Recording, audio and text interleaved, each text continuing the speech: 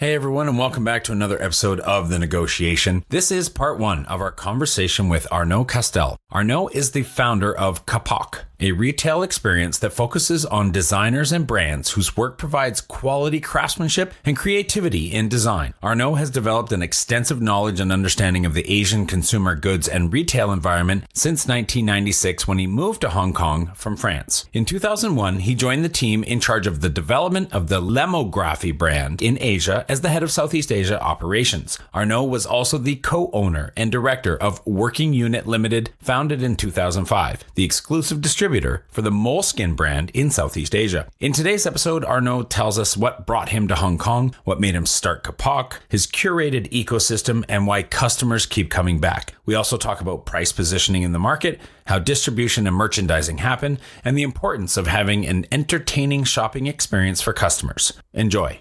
For Moleskine, I think it was a very, very interesting product because they take on a category there was no brand. In stationery, there were no brand. And they bring on a brand with a strong identity, a strong brand pillar, and create a really interesting product. Before, when you work in a big company and you don't think of what notebook you use. They have a room full of stationery and you grab something and you use it. I think it's very smart to bring a branded product and a brand experience in a category that doesn't have.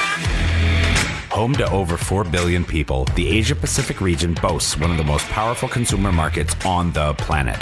Not only is it home to half of the world's under 30 population, but it's also home to more than half the world's internet users. It's a market that no globally minded organization should ignore. But entering markets like China, Japan, or Southeast Asia is no easy task. Just ask the likes of Microsoft, Google, Uber, and Facebook. However, times are changing, and with the right partners, doors are slowly opening as more and more companies find success growing their key markets in APAC. I myself spent 8 years in China, mostly as a venture capitalist, helping early-stage tech companies grow in the Asia-Pacific market successfully. This show is dedicated to uncovering and examining successful Asia market entry and growth strategies by interviewing the experts who've done it before and truly understand what it takes to be successful in the region. My name is Todd Embley, and welcome to The Negotiation, brought to you by WPIC Marketing and Technologies. Hi, everybody. Welcome back to another episode of The Negotiation. I'm your host, Todd Embley, and I'm pleased to be joined today by Arnault Castel, founder and CEO of Kapok. Arnault, welcome to the program. It's good to have you. Thanks, Todd. Hello, and thanks for having me today. We're really excited to have you on the show. We've got a whole bunch of cool stuff about your background to dive into. This is going to be really fun. I know that we are genuinely really excited about this one. But first, before we start diving into Kapok and all the things that you've done, where in the world are you today that we're recording you from? Today, I'm in Hong Kong. So you cannot see, but I have a beautiful view of Hong Kong Harbor in front of me. I've been living here since 96 now. So it's a beautiful, nice morning here in Hong Kong. 1996. 1996. Yes, a long time. 26 years. I've been to Hong Kong many times. Fabulous city. It's amazing. Yes. Obviously it's been through some rough patches recently, but for overall, a few years, yes. But over the broad scape of 26 years, you have to admit it's a pretty amazing place to live. Very a unique. Finance center, a fashion center, a tech center, all the things. Tell us, how did you end up in Hong Kong? Yes, that was a strange story. So I just graduated in France. And at that time, we had to join the army for 1 year. And I heard of a program, instead of going to 1 year in the army, you work for a French company overseas. So obviously, that was much more interesting for me. So I started applying in many places. And I had finally some interview in a French bank called Banque Industrielle. And my final interview was on a Monday. And that Sunday, I was just near my home. There's a cinema I like. And I was just walking and a poster attracted me. And it was a movie set in Hong Kong called Chungking Express. Very fun, chaotic movie, very interesting. And the next morning, I had my final interview. And to be honest, at that time in my life, I was just 21, 22. I didn't travel much outside of France, So I thought, since I have to go overseas, I just don't want to go in, England or Germany. I just want to go somewhere very far. And that movie kind of was like so interesting. So I a little bit made up a story about why I wanted to go to Hong Kong, more like talking about the economic reasons and so on. And I guess I was convincing because a couple weeks ago, I got a letter in the mail. This was before email, this time say, oh, you have this job for 1 year and a half in Hong Kong. So I just packed my bags and landed here in February 96. And it was very different from anything I've ever experienced. It's a really crazy, interesting city. So that was, I was 22 when I landed, and I've never moved. I've been in Hong Kong all this time. I did a similar thing. I had a similar path. I was at a time in my life when I was changing courses and directions, and I'd also never really traveled. And like you, didn't want to go just anywhere, somewhere simple or easy. I think I chose a very hard path to go somewhere very, very different. And, honestly, a lot of that is what's the precipice of the podcast today, which is trying to help people understand that place that is so different. Maybe before they actually have to go there, they can listen to some of these episodes and get a good idea of what they'd be getting into. But yes. I digress. I mentioned earlier that you are the CEO and founder of Kapok. Can you tell us a little bit about what Kapok is, what it does? Yes, Kapok is a concept store, a multi-brand retailer. So basically, we now have 10 stores in Hong Kong and a web shop. And we are really carrying all categories. So we have fashion accessories, home and lifestyle, and then it's a multi-brand. We mainly have brands from Europe, and then we started developing our own brands also that we sell there. How would you describe your customers? What makes someone a Kapok shopper? Our customer normally, it's the typical customer. They are young couple, I think 25 to 35. So they start working, and they are people that are curious. I think they want to discover new brands, new product, and they also want to be a little bit different. So they don't want to be just buying the same product, the same clothes that everyone is wearing. So they are people who travel, they're people who want to discover new things, and they're people who just want to find product that allow them to be a bit more individual. So that's a typical customer. Our customer base is mainly from Hong Kong. In the past, of course, we had in addition to the Hong Kong customer, some expat customer and tourists. Now we, of course, refocus on the Hong Kong audience. Yes. Yeah, I guess there's probably a lot less expats, right? The tide has kind of gone back out for now, and inevitably that tide is going to come right back in. This is just the way life goes, and temporarily it's been going out. What is it about the brand that resonates with the customers, and what, I guess I'm asking, what have you built that would keep repeat customers coming back? First, in a way, it's very unique here because Hong Kong is known as a shopping paradise. People always say, "Oh, it's a shopping destination. It's the best shopping in Asia." But I found that it's very dominated by shopping malls, and the shopping malls kind of always have the same pattern. They have like luxury brand on the ground floor, and then some floor with like more mass market, fast fashion brands. So it's there was not really a lot of risk being taken, and I really wanted but at the same time the Hong Kong customer is very curious. It's very adapts to new trends, and they love shopping. It's one of the key hobby. I remember when I moved here, I asked friends, "Oh, what do you do for your hobby?"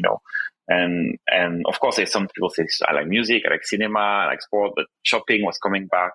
It's a kind of something people do when they have some free time, So they didn't have, enough place for them to find new products, new brands. So one thing that keep people coming is a newness, And I think also we really managed to create a community.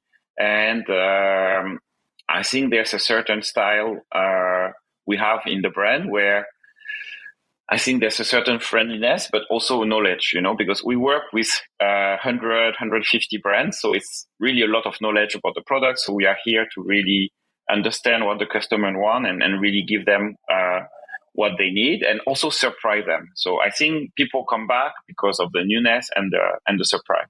They don't know what's coming up. And I think we are good at kind of finding the products at the moment when they are adopted by this kind of trendsetter and early adopter and before they become really big. So I think, people sometimes want to be, I'm the first one to have this brand. I'm the first one to have this pair of shoes. And I think it's a way, I think, here we're not anymore in the place where, for some people, but for our customer and a lot of people, it's not, the status is not, I found this very expensive, luxury bag. So my status is higher. It's more like about knowledge, about information, about, I know this brand, I know this product that you don't know yet. So I'm kind of cooler than you. And, it works in this way. So that's why we have people coming back. I think our service level and also our sense of discovery and newness. Yeah, that's a lot to unpack because undoubtedly you're taking a very entrepreneurial approach. You're discovering new brands and then you're helping them to be discovered. They may have those stories. You may be getting involved on helping them create those stories, create the allure. But then you're also going to have a lot of brands where they have that all and they're kind of like channeling through you because you are, as you said, you have 100 to 150 different brands. You are a curator of a suite of brands, and you invite a lot of brands to be in and be a part of your brand, to be under the umbrella, the Kapok umbrella of everything that you are, and be invited to that party. So how do you decide which products and which brands to invite into your carefully curated ecosystem? Yeah, it's really funny because now we've been doing that for so long that me and my team, we just have this word. We say, this brand, they approach us or they talk to us, but they are not Kapok, So we have this kind of understanding what is Kapok, what belongs here or not.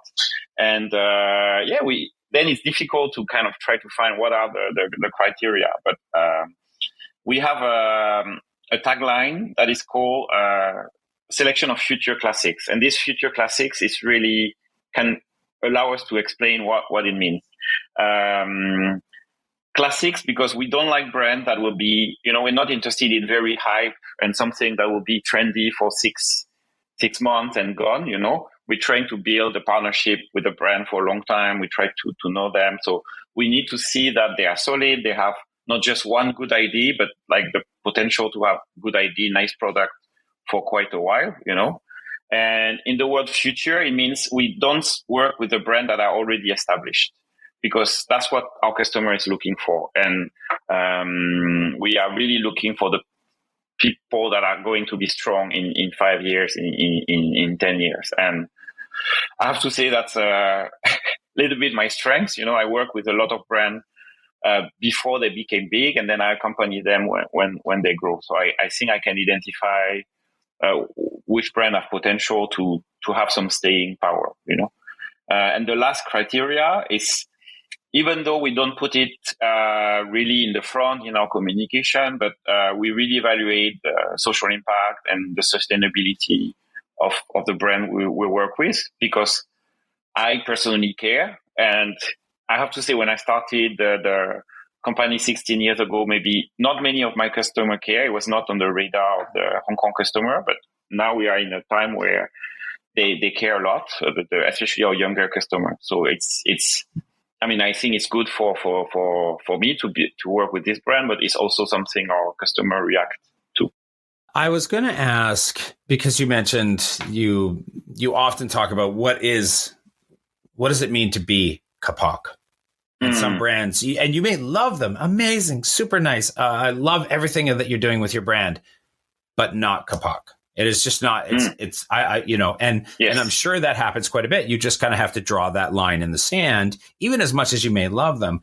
And I wanted to ask, so what does it mean to be Kapok? But maybe I'll turn that question just in a little bit of a direction. Might make it easier for you to answer, but what does it mean to not be Kapok? I never thought of it like that. Yeah, I think sometimes, some brands, they are, first, it's also, there's an idea about the price and the price positioning, where we are, because we really want to be quite democratic and open. So that means we have some products that are not very expensive because we really want to accompany the customer. For us, the success story, and we have a lot of customers like that. They say, "Oh, I love your store. I started shopping at Kapok when I was a student," And for me, it's very important to have this customer that starts. And here, there's so many luxury shops. What is great about retail is that you are building something. You're on the other side, but every one of my staff, we are also customer of retail store. So it's very easy for us to put in the shoe of the customer. And I remember I went to some store, they're beautiful, like great architecture, beautiful product, but I felt very excluded, because it's very intimidating. And so I want to have this. And here there's so much luxury. It's very saturated. So I just want to be a bit below. But of course, I care about quality. So sometimes it comes at a premium, because sometimes things are really handmade or they're using nice material. So we are really at that premium price category. And sometimes some products are really too luxury, too expensive. So it's not Kapok. Sometimes they're very fast and disposable, and they're not Kapok also. So that's one criteria, I think, that are not Kapok. Then also, I think it's some product that makes us happy, like I always consider my business is making people happy. I always tell my team, you can, in a way, you can survive all your life without shopping at Kapok. You all the things we sell, maybe they're not necessary for your life, but I still think they're necessary because they're beautiful. And I think in life, we need beauty, we need poetry, we need all these things, and we need quality. So I think something that it needs to be. I think the quality needs to be there. Also, sometimes something is the idea is very cool, but then like when we try the product, it's not yet there. We see some. So we even if the marketing is great, I think we have a contract with we have a lot of repeat customers, so we cannot have something where the quality is not really at top of the game. So that's the second thing.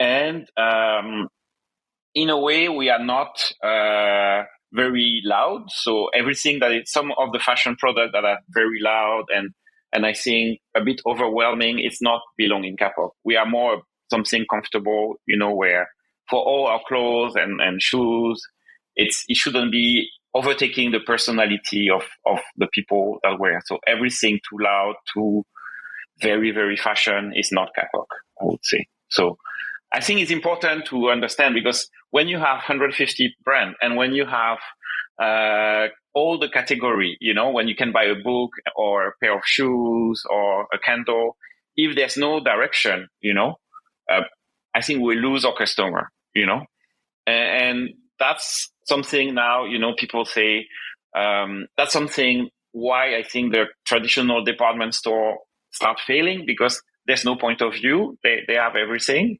And I think also now some of the very big online retailer, they have really, really, really everything. So there's no point of view, there's no guidance. And I think because we're a little bit smaller scale, it's important for us to have a point of view. It's important for us to say that you say, I love your brand, I love your product, they're cool, but we're not the right home for them. It's not belong to Kapok. I think some of those, like you said, the larger department stores, their brand is so diluted or washed out because of all the brands that are in. And I think it's been a kind of decades long, how distribution and merchandising happens, because in trying to figure out how to stay relevant in retail, there's a lot of factors and price and preference and distribution thing. And so as you get squeezed a little on price, squeezed a little on distribution or inventory, and then they'll come and say, but we want this position in your store and we want it designed, we want it merchandised in this way. And somehow over the years and years and years of that back and forth and that negotiation with all the brands, they ended up taking over the brand. Yeah. The store's brand. It became their, and that's probably, I mean, that is their job. Their job is to push from that side, and it's your job to resist that, allowing them to have a brand presence that overcomes or is more than your brand, the Kapok brand, because Kapok has to mean something. That's why when they say, oh, you have to use this kind of display, you have to use this kind of furniture, you have to pick this product because that's a very popular one and we must have it. We say no, because we choose, we display the way we want, we have all the presentation of the product is our way, and you have 200 products. We are multi-brand, which is going to take 20 or 30, but they are for our customer. I think putting customer, and I think this department store, I mean, they want to grow, and when they want to grow, they want to have all the customer. They want to have the 20-year-old with very too high product, but they also want the conservative customer. Then no one is happy at the end. So I think we have a lot of different age of customer. We do have 20 and 60-year-old shopping, and I like this in our store. But there are people who have the same kind of mindset, about what they want. The Kapok identity, as it is today, everything that you described about what it is not, the brands you choose and why, how much of that is influenced by your geography and the culture of your geography? I think like the subdued, not being too loud. Yeah. Right. I think a lot of people have this. There's so many people that when you go back to Europe, they're like, "Oh, I'm a China specialist. I'm an Asia specialist," and it's a lot of cliche, And sometimes the brand, they say, "Oh, we want a product for China, and we're gonna make it red and gold and this and that," and I think it's so. Then I think when the Hong Kong customer or the China customer, Asian customer see that, they feel like, oh, this is ridiculous. They don't understand us. First, there are so many different subset of customer, that, and the markets are so different that you need to consider that.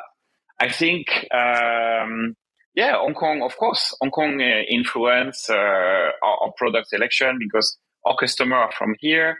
So I can say, when I say it's not too loud, but it's not too plain, When I sometimes meet some brand, they say, oh, this white button down Oxford shirt is our bestseller. And I feel like, no, not for us, because if people want that, they will go to Uniqlo and they will not go to us, and you go to you walk in the city and people are not afraid of color. People are really, when I go back to Paris, people tell me, oh, Paris people are so well dressed, but I feel like, oh, they are well dressed, but it's super safe.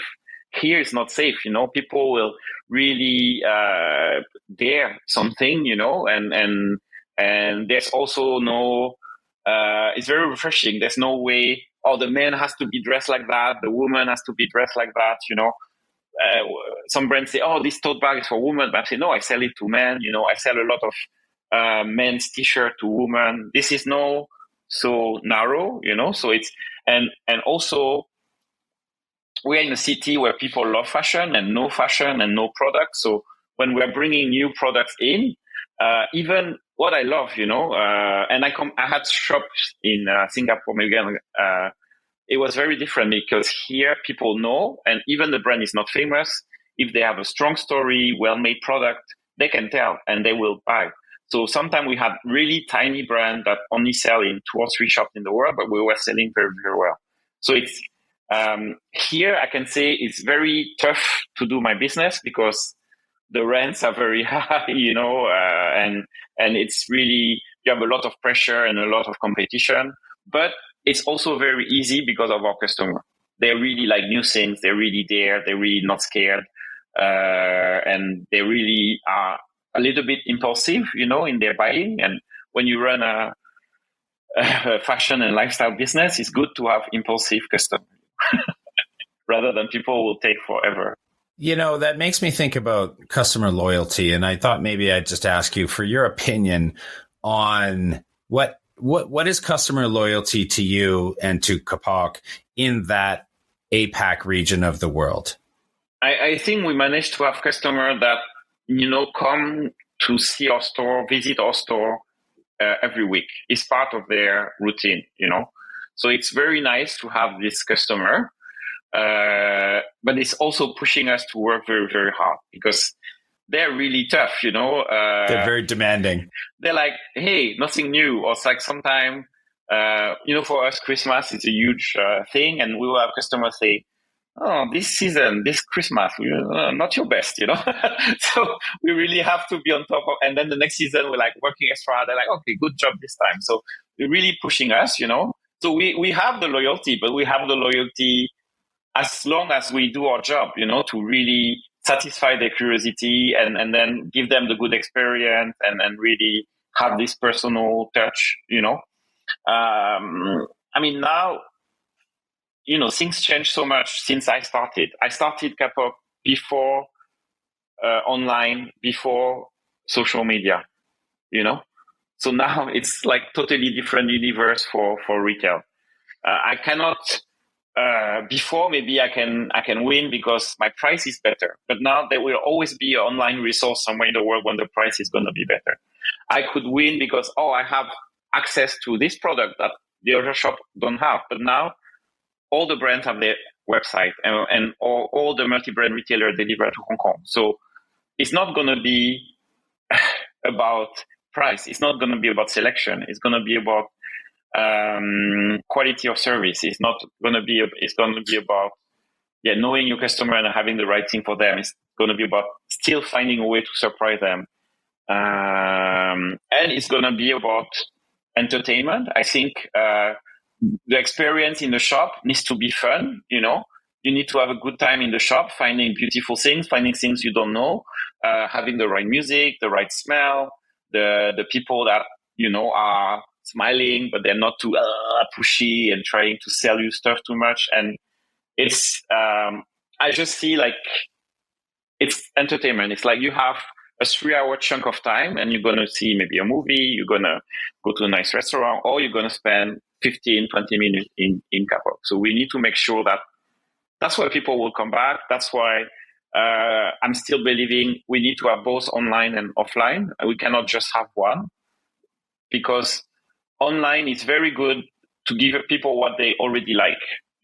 It's algorithm based, everything. So you like this brand, so you will like that brand. You like this music, we give you that. So it's nice, it's safe, but no one will challenge. But what I want to have when people step in Kapok is like, okay, I know you like this, I know what you wear, but trust me, try this, go there. And this brand you never heard, but it's good. It's, and I think for the customer, it's nice to be challenged, otherwise you run in circle and your world is like, getting very small. So this experience of telling people, oh, I see what you wear, you polo, but yes, trust me, try this and go there. And then you will be exposed to brand you don't know and you will maybe change, that's much better. So we need both, I think. Yeah. I think what you're saying is it's about the experience, because you can watch a movie at home, but if you go out to the movie theater, it's because of the experience. You can make your own food at home, but when you go out to a nice restaurant, it's about the experience. I mean, you could also just order food from that restaurant, but you don't. You want to go out, you want to see people, you want to experience, and of course you can shop from home, but it's more than that. It's a hobby. Right? It's not like you're ordering milk and bread and things that you just need. I think you can do both, like I think we need to have both. My customer, a lot of my strong online customer, they are actually the one that also go to our physical store. Our number one market for web is still Hong Kong. which is strange because Hong Kong is a very compact city. It doesn't take a long time to go to a Kapok store. But, there are times you're in the office and your boss is horrible and just want a little pick me up. Okay, you can go online, or you need something more convenient, or you just cannot sleep. You just check. Online is convenient. Online is great, but you need both, I think, at least for my business. I agree. Like if you have a really, really, really nice restaurant, are you going to say that you'll not deliver at all? Well, there's no point in you don't know why your customer can't come in. Maybe they tested positive for COVID and they need to quarantine for 7 days, but they still want your food. They should be able to have it. But that they'll still come back for the experience when they can, when they want to. And a strong retail store in a good location, visible with really strong windows. It's a fantastic advertisement. I don't spend any kind of advertisement in the billboard, in the bus and so on, because I have the store, because they are in place where people can see, and that's really funny thing about retail, because so many people see the store and walk in front. They always think we're much bigger than we are, because they feel, I've seen this store here and here and here. So they think we're a huge business. I mean, we're not small, but we're not super huge, and some business, they are very hidden and people underestimate, they are small business, but actually they are really big. Huge. Yeah. Well, one last question. And I mean, we have said Kapok so many times. Yes. I think anybody who listens to this episode now will very easily remember the name Kapok. But I think so. I hope so. Yeah, it's been good for that. Where did the name come from? Oh yeah,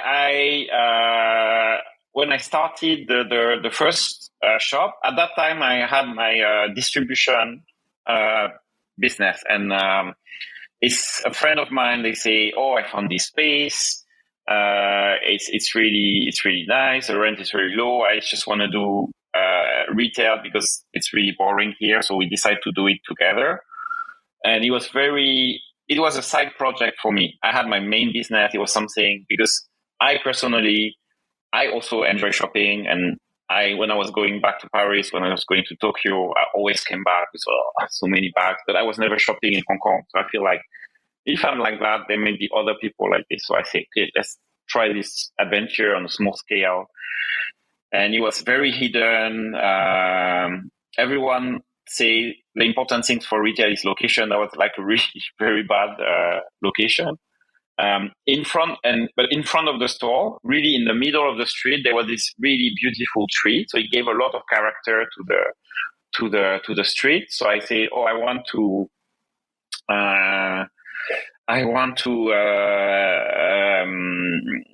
really reference this tree. But this tree is banyan tree. Banyan tree is a very big hotel chain in Asia. So I'm like, no, I cannot do that. So, and I was talking with my sister, and she had this idea of Kapok. So Kapok tree is a tree you find a lot in Hong Kong and Southeast Asia, and it's a tree that has a flower with also like a cotton, pollen fibers. Yeah. So it's like, so you use the Kapok, this Kapok fiber to inside the plush toys and so on. So I think it has first, because we had already the sustainability angle. So we use mainly in our design a lot of natural material or products. We don't have a lot of plastic. So I like to have the name of the tree. And Kapok, we have this word in French, we have in English. It's very easy to pronounce, So I remember like some marketing class when they say, the name Kodak, it means nothing, but everyone can pronounce. That's why it's successful everywhere in the world. So I thought if everyone can pronounce Kodak, they can do same with Kapok, and it's nice to do a logo. And it was not taken. I can have the website and everything. So yeah. And I think it's nice. After that, it's a really nice story about the tree, because it's a very big tree. And there's a lot of ecosystem, a lot of animals live under this tree.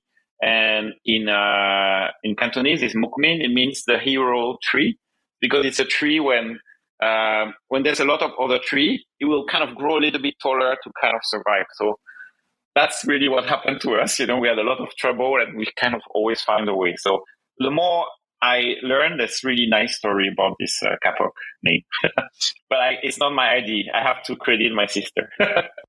That's nice, and good on you for doing that. I know that choosing a name, there's a lot that goes So into difficult. it nowadays. It's Yes. about logo, it's about backstory, it's about availability. Kind of get the domain, all the things. Yeah. Well, I'm glad you found one. Glad you found one that works.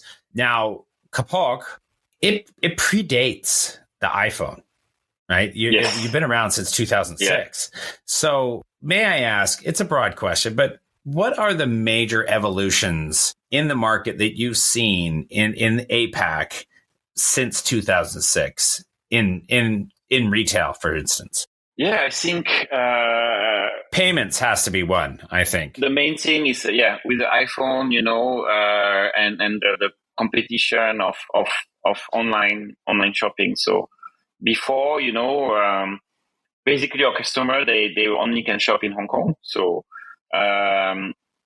if they like a brand and we are the only store to have this brand, suddenly it's a captive customer, So it's really, I think it was really easy in a way.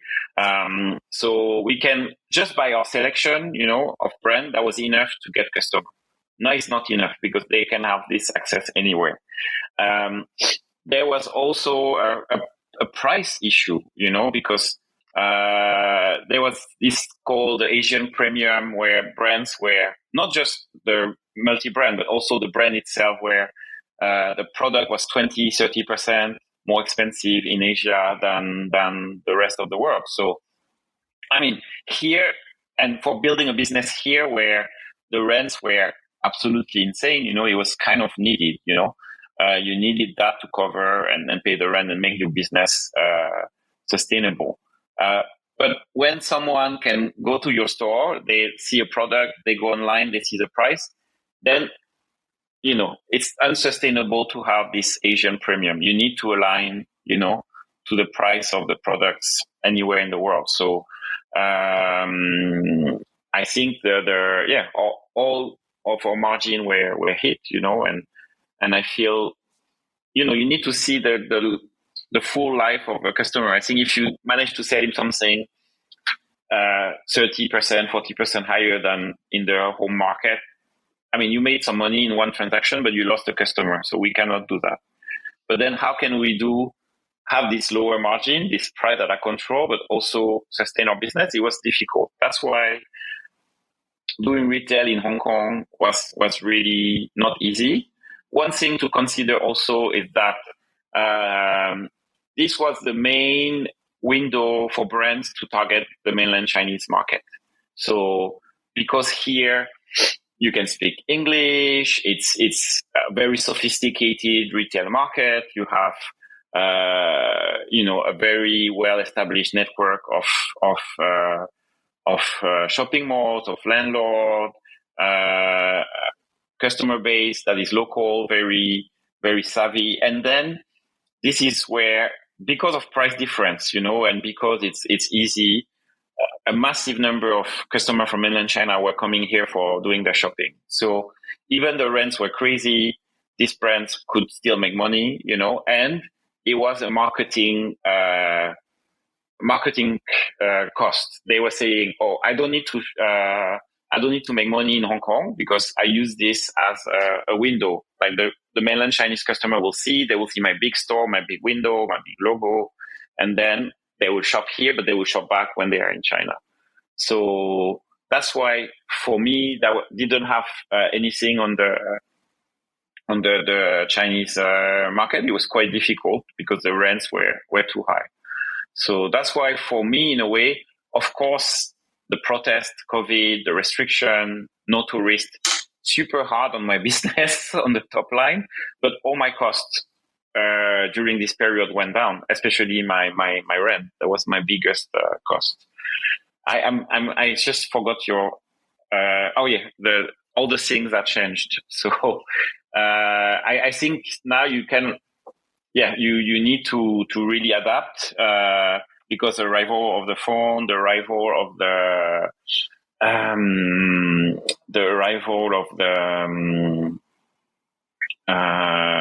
online shopping. So it's a lot of pressure. And there's also the arrival of social media. So there was kind of, for us, a golden age of social media when Facebook, Instagram start to appear. And, it was not really monetized yet by this company. So they were really, when we were posting content on new products, new arrival, if you subscribe to Kapok account, 100% of the time you will see our content. So suddenly we can talk to a customer for free.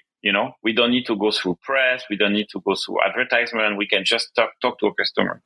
And it was really crazy because we were posting some news about this brand arrived, and then people would come the same afternoon or the next weekend.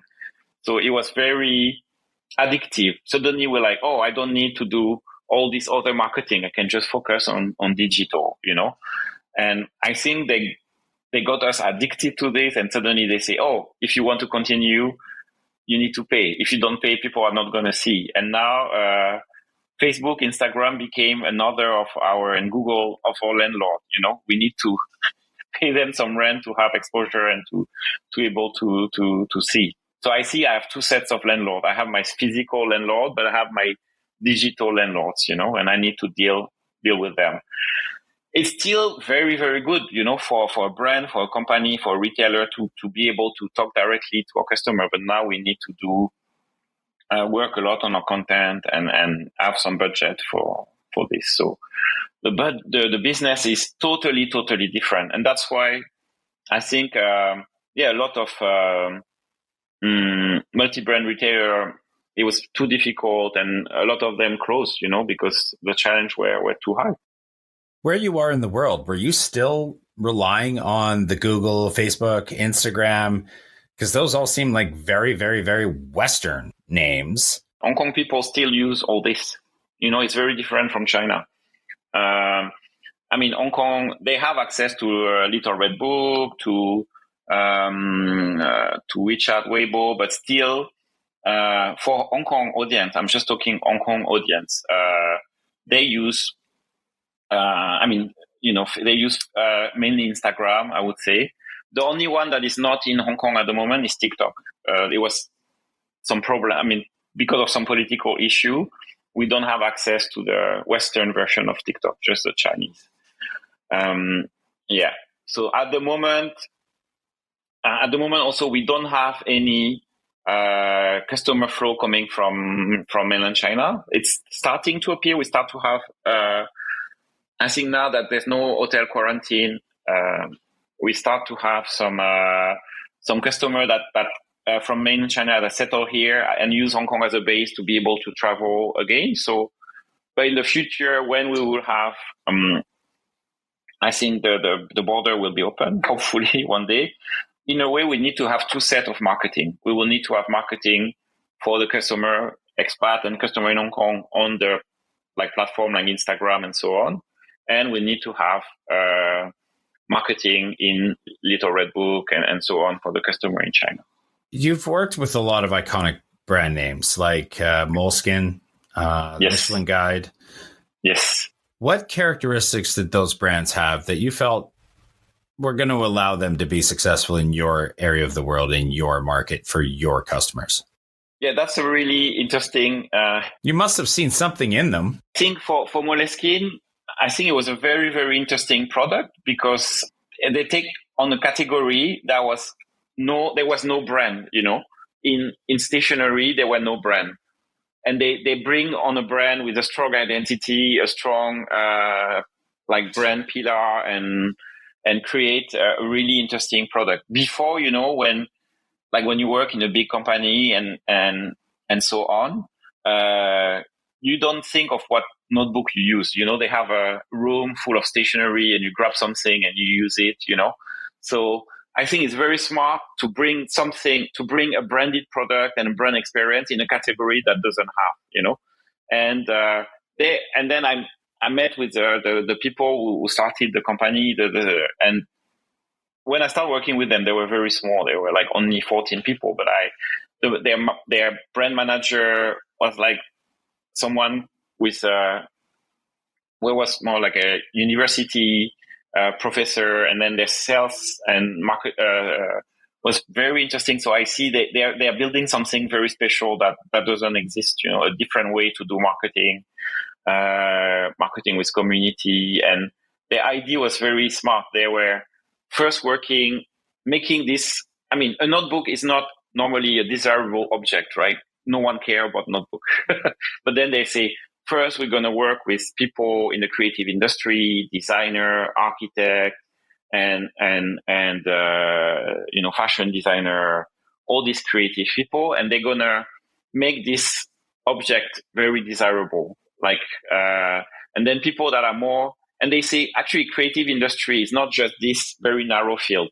If you are working in a bank, if you are a lawyer, if you are accountant, and so on, you use your brain power. So you're creating something. So they are the second level of creative people, but there's much more of them, and they have purchasing power. So they have this clear strategy. So these people, they are in all over Asia. You have these people, and it's all about, and they're bringing a strategy of fashion. What is fashion? Is a way to communicate who you are without any talking. Like we meet for the first time. Of course, we will start talking and discussing, and then you will tell me who is Todd. I will tell you who's Arnault. But the first time we meet, it's our clothes, right? And I say, oh, I'm this kind of person because I wear that. That's a kind of very fast way to communicate. And then in the business world, it was the same. Like suddenly you meet someone for the first time, and then you get your pen and you get your notebook, out. And then by having this Moleskine rather than a like really cheap spiral notebook, you're like, oh, I'm serious. I'm cool. I'm have all these things, and then people were like, oh, you have one too, it's really very, and I saw this can work anywhere in Asia because you have a creative, and we start selling little by little. We were in Hong Kong, and then we got Taiwan, Japan, China, every time it was and Southeast Asia, every country was different, but you always have this creative class and this professional class that want to build their career, want to express who they are. And sometimes at work, it's difficult to express who you are because you have sometimes a suit, but this kind of little thing that allow them to have some expression. So it was widely successful brand. Yes. Moleskine. And I thought, there's no reason why it didn't. And the country where it was the most success, I have to say, is Japan. Because I think they, in a way, they write a lot, they like to read much more. When you go to store, it's a culture of text, much more. Like in Hong Kong, it's very image-driven, no short caption. If you go to a store in Japan, for every category, you have a lot of text, and you see the art, it's a lot of text. So, and also, it's quite minimal design, and I think there's a strong corporate culture where people need to be quite proper, have the right pen, the right suit, the right notebook. So it was like a really big success. Overall success in Asia, but the big one was Japan. Growing a company is hard. Doing it in a foreign market, exponentially so. The best piece of advice I can give you is not to do it alone. When you start looking at the Asia-Pacific region for further expansion possibilities, and I sincerely hope you do, make sure you choose the right partners to do it with. My good friends at WPIC Marketing and Technologies have almost 20 years of experience helping brands, just like yours, enter China, Japan, and Southeast Asia. I hope you enjoyed this episode of The Negotiation, and if you're interested in being a guest or want to connect with me or any of our team, please reach out to us at podcast@wpic.co, and be sure to rate, comment, and subscribe wherever you get your podcasts.